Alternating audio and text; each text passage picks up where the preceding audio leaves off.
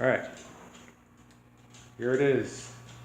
Basically the end of the project. The one thing that we'll be changing, I'll just cover that real quick, is this flue ball 306 is able to do the job enough to get it right up until about halfway in the aquarium. It does push out a little bit farther, but the effect of it is minimal as it goes on. I know initially right here in the corner, I knew it was working once we finally got it primed. When this was lower, the sand was actually bubbling, and I actually had bubbling far over into that side as well. Since I've added more sand, I haven't seen any bubbling. I do know it is passing through. I have ordered a Jebco 1200 gallon per hour pump to kind of turn this up to about 500 gallons per hour.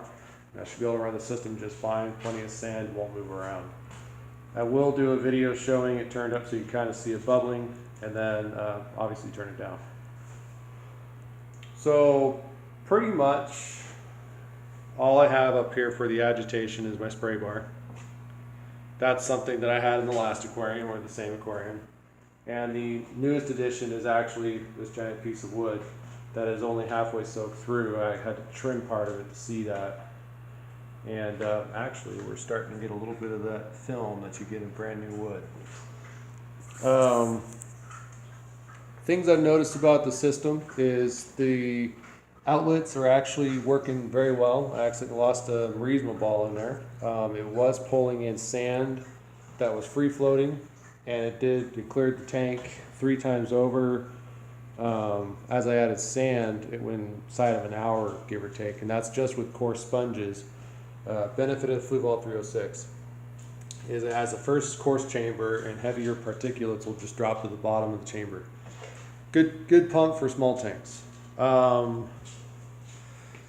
Project is now sitting at around $340, give or take.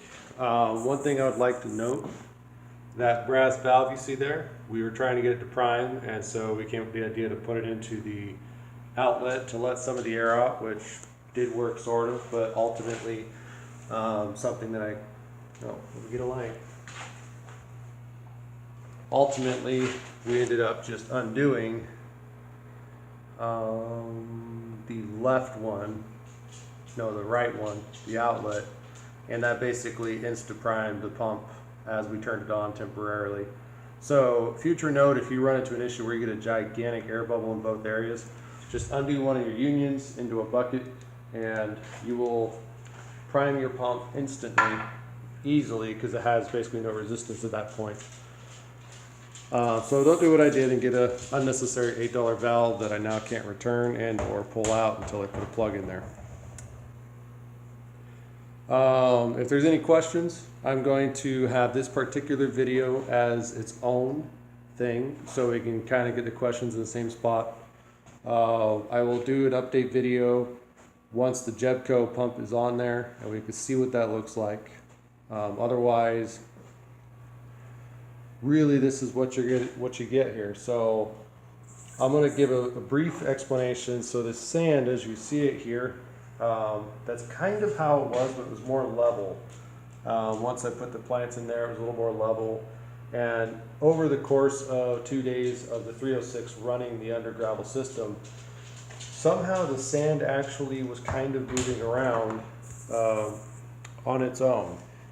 So I might have some future potential problems, such as that right there, where it might move around more than I want it to. So that big pump I ordered could be too much. We will see. Other notes,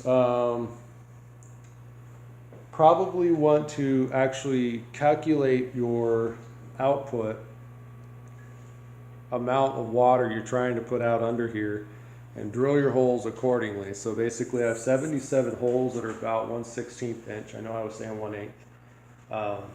That brass valve is 1/8, and clearly that's not how big I drilled my holes. So they're actually quite a bit smaller than what I stated.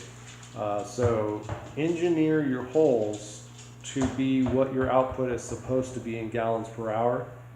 That's going to be the best way you're going to optimize your system underneath.